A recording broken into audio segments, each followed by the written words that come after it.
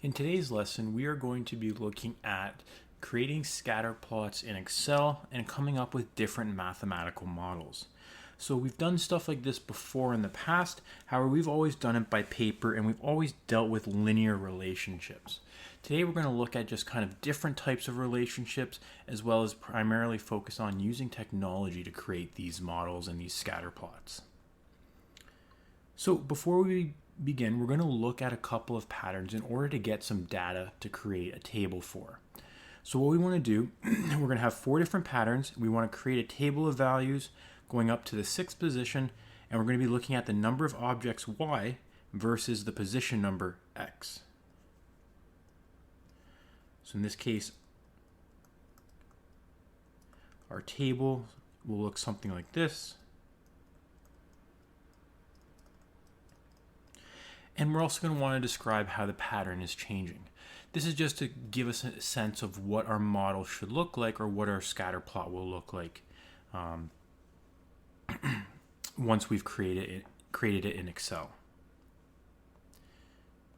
So if we look at pattern A, again, we've done stuff similar to this before. How many objects are in position 1? There's 1 and 2. There's 3, then 5, then 7. And I think we can see the pattern, or hopefully we can see the pattern, because position 5 will be 9, position 6 will be 11. How is the pattern changing? Well, if we look at the number of objects, they seem to be, or they are, increasing by 2 every time. So we could describe it by saying increases by 2 each time.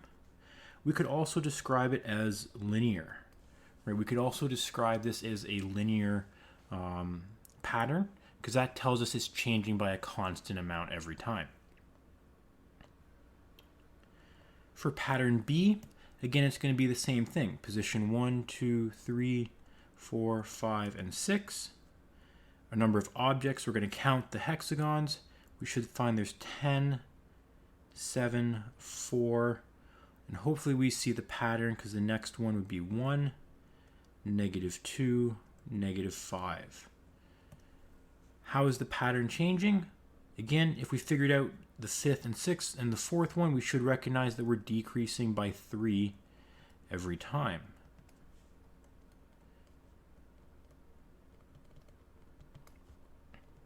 So our pattern is changing because we're decreasing by 3. You could also say it's linear again because we are dealing with a constant decrease. So again, constant increase or constant decrease is considered linear. Pattern C, we have these blocks. I've already kind of outlined them in white just to make it a little bit easier to count. But again, we're going to go through the same thing. Position 1, 2, 3, 4, 5, 6. We're going to look at the number of objects. So there's 2 squares in the first one. There are 7 in the second.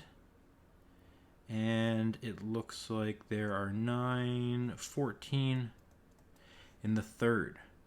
So we need to figure out, well, how is this pattern changing? It doesn't seem to be linear.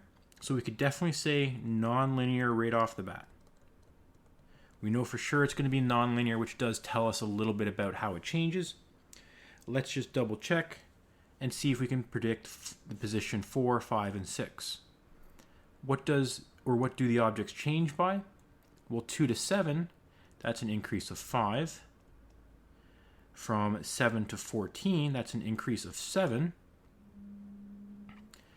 So I would predict that position 4 would be 23. You could argue, well, I'm going to have a 4 by 4 block, which would give me 16. And then I would have a 4 by 3 L on the outside, similar to how we can see these kind of patterns here. You could also say, well, I've increased by 5, then I've increased by 7. So what I increase by changes or increases by 2. So my increase increases. The next one would be, if we add 11, 34, and then 47.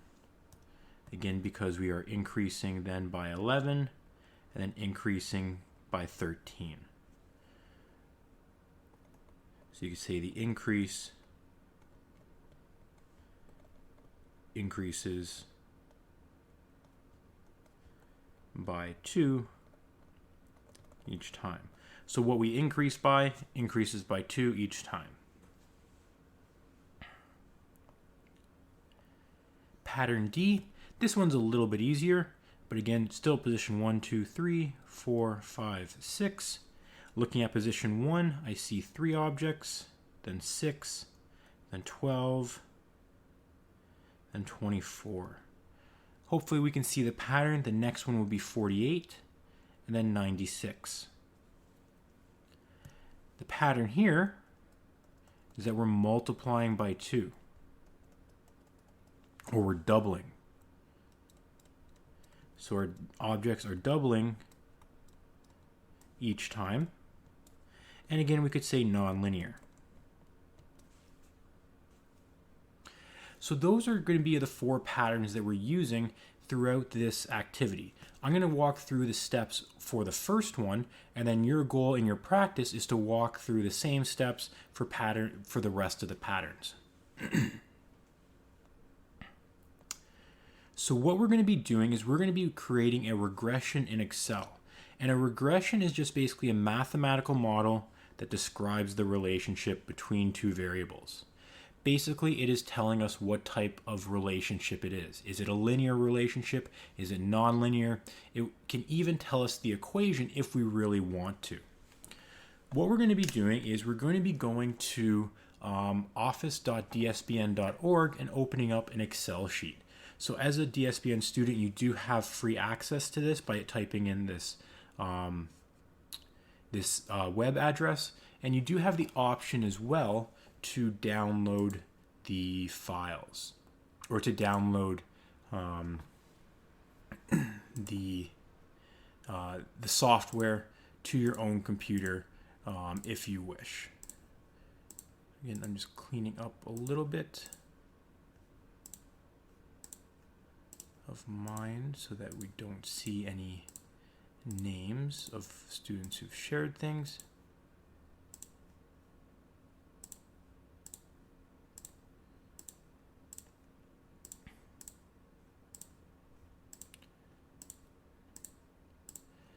But when you go to that website, you're going to see the option on the side to click one of the spreadsheet or one of the softwares from Microsoft Office.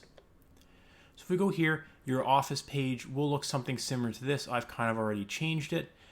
Generally speaking, when you go to the main page and after you log in with your student account, you'll see an option up here that says install Office or install software. Up there you have the option then to install Office on your home computer. I'm just not going there on my main page or on the video right now because it'll bring up some student files and we don't want that up there. So on the left side, you are going to click on the Excel button, and you can see you do have your Word, PowerPoint, and other Office softwares as well. But you click on Excel, and you're going to click on New Blank Workbook. So primarily the Excel that we're going to be using today is considered the online version. You can do the same thing on the offline version, the actual computer software. The instructions will be a little bit different, but regardless of what operating system you have, you should be able to use the online version. So even if you have a Chromebook at home, you should be able to access the online version as well. So once you go there, you're going to want to, you can rename your title. So we could say regressions. And we want to create a new sheet, basically a new template for each pattern. So to make it a little bit easier, at the bottom, I'm going to rename sheet 1. I'm going to rename it pattern A. I'm going to do the same thing for all the other patterns. So I'm going to click plus. I get a new sheet. I'm going to rename it pattern B. And you can do a third and a fourth sheet and rename them as well.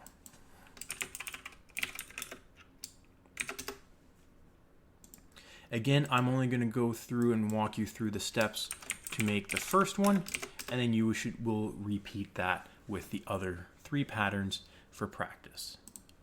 So going back to pattern A, I want to now enter or type in my data. So I'm going to create something that looks similar to what we see in our notes, where we had the position number and the number of objects. Again, you can adjust kind of the width of your cells or your boxes as well. And I'm just basically going to type in the numbers 1, 2, 3, 4, 5, 6. And the number of objects were 1, 3, 5, 7, 9, and 11. So this was pattern 1. Again, you would go through and do the same thing for pattern 3, or 2, 3, and 4. I'm going to highlight my data. Again, we want to make sure we've highlighted just our data, otherwise it may give us a slightly different graph. And we want to make sure there are no spaces between the title and the actual position, right? You're recreating the table pretty much exactly as we've seen it.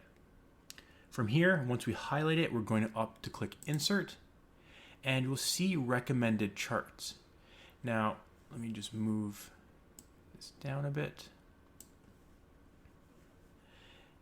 In the recommended charts, you can see the one or the image for a scatter plot. That's what we're going to use. If you can't find it, or if it doesn't show up for you, you can always click the drop down menu and you can see all the different options, with scatter plot right here being the one we want. We want to use this one. We don't want to have the one that has smooth lines, because we're going to put in our own lines and we're going to be able to adjust it. So we're going to click on this one, and we should find that now we have our scatter plot. It does appear to be linear right off the bat, which is excellent, because again, we talked about describing it, and we do know that this should be a linear graph. After we create our scatter plot, now we want to create a line or a curve of best fit. So this is basically going to draw a line through it. So again, I'm going to move this over a bit. So what I'm going to do is I'm going to double click on my graph, and I see that this option pops up. So basically it gives me all these formatting options. I can adjust the title or remove it. I can either add or remove the legend. So maybe we can say this is number of objects versus position.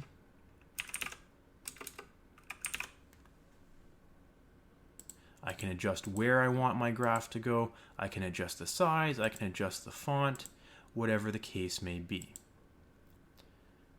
I can adjust whether I want a legend or not. So maybe in this case, I don't want a legend because I know what I'm having, or I know what my graph is going to be already based on the title. I can adjust the horizontal axis by extending what it will show. So this is showing the bounds.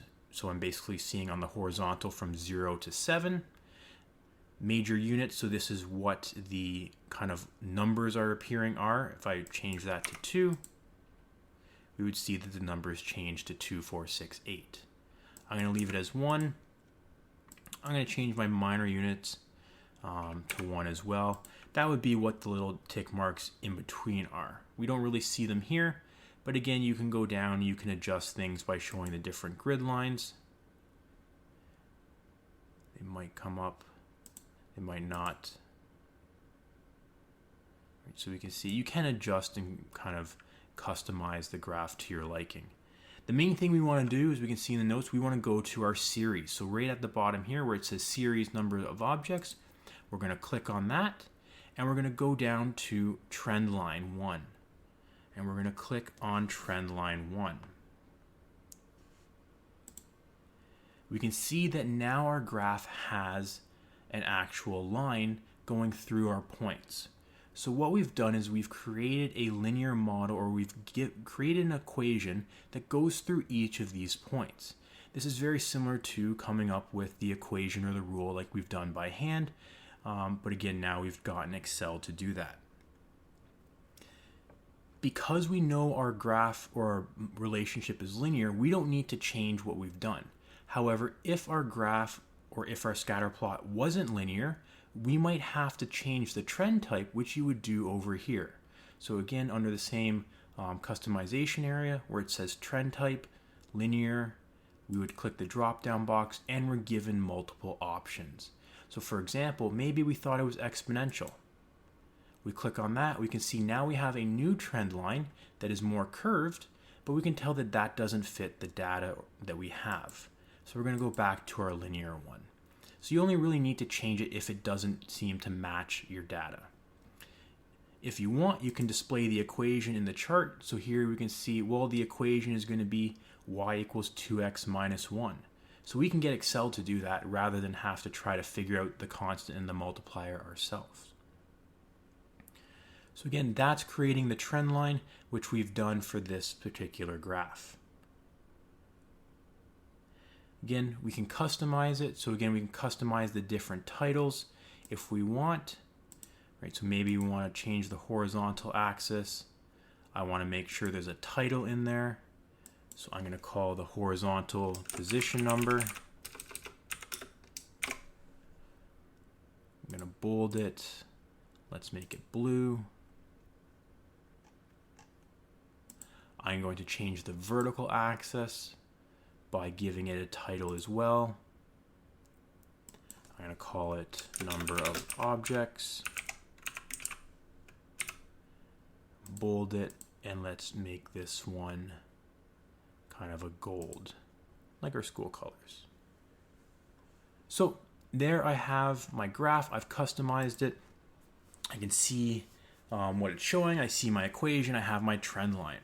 That's great.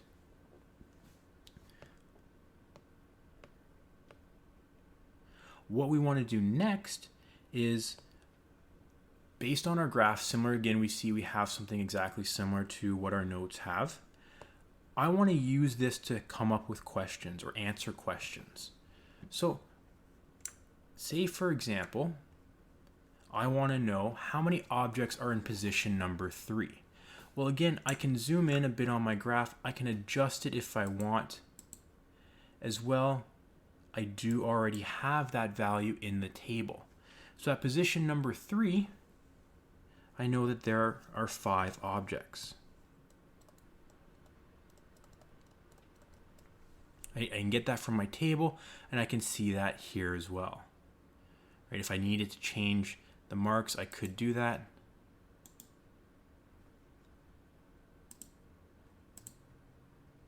I could add in data labels if I want, so I know that at 3 it's 5, and so on. So again, multiple options. How many objects are in position 1.5? Well, if I go to 1.5, I don't really see it, but if I estimate, I know it has to be between 1 and 3, and if I look, it looks like it lines up nicely at position 2, or 2 objects. So there are 2 objects in position number 1.5.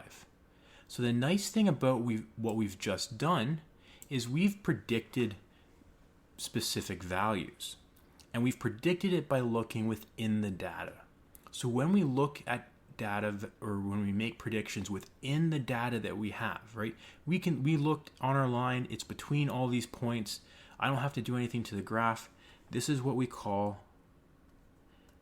interpolation, which basically it's just predicting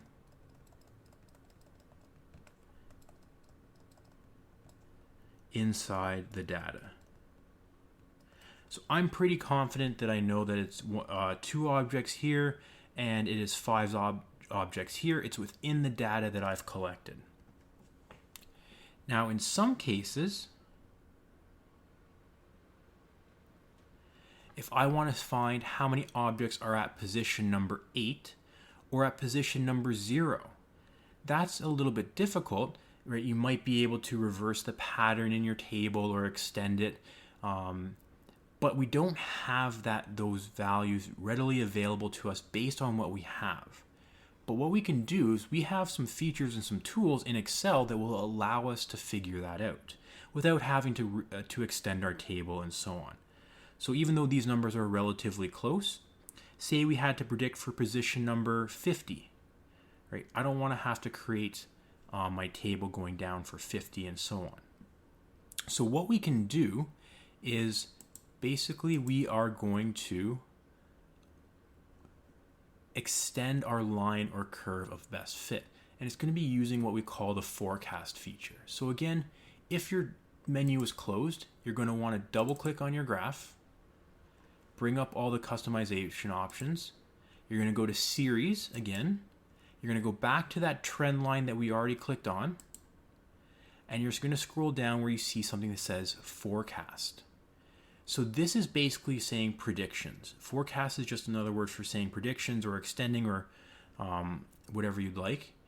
Forward means I'm going to predict or extend my line of best fit or extend this line so many positions ahead. So in this case, I end at position 6. I want to get to position 8. Maybe I want a few more. So I'm going to extend it 4 positions ahead. And we'll see that our graph will change so that now the line extends from position 6 all the way to position 10. So I've gone forward 4 positions.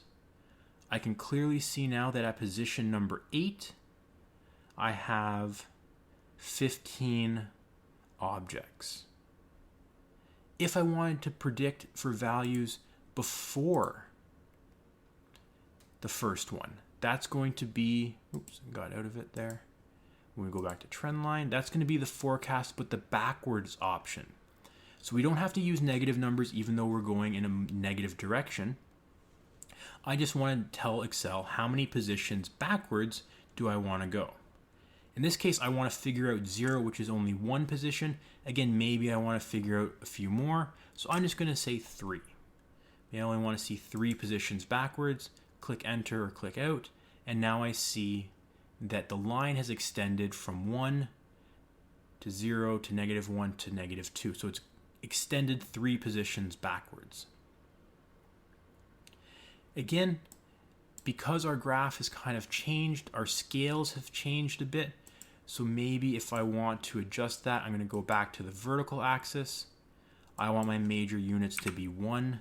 Again, I want to see every 1. It might get a little bit messy, so you might have to kind of adjust it a bit. But we can see here that at 0, the number of objects is -1. So now, after I made those extensions, I can make those predictions a little bit better. So at position number 8, I can see that there are 15 objects. And at position number 0, there are -1 objects. And this type of prediction, because we're looking outside or beyond our data points, either beyond forward or beyond backwards, or in the negative direction, it's not within the data that I have. It's not anywhere in between values on the table, right? It's before 1 and it's after 6. This type of prediction is called extrapolation. And basically that's just outside the given data. So we're just looking outside the data that we know or that we have. So again, those are the 2 types of predictions you might make, just again classifying them based on where you're looking for that data. But again, the main idea here is that you are able to create a scatter plot within Excel to create a line or regression model for any given kind of pattern or table of values. So your goal now is to repeat the same thing, but for pattern B and C and D. So those are going to be, again, let me move this up out of the way. Those are going to be on different sheets. So you're going to do the same thing on those one. If you'd like, again, you can copy the table, paste it over and just change the number of objects to suit pattern B, and go through the same steps to create your scatter plot like you just did over here. Again, if you have to, you can go back and rewatch the video, rewatch the steps. You have the printed steps in your notes as well. So again, you can use that as a reference to help you through that. But again, it is important to kind of understand this because it is a useful tool, not just in creating the model, but in statistics and data management as well. You'll definitely need to be able to create graphs and come up with these models for different relationships.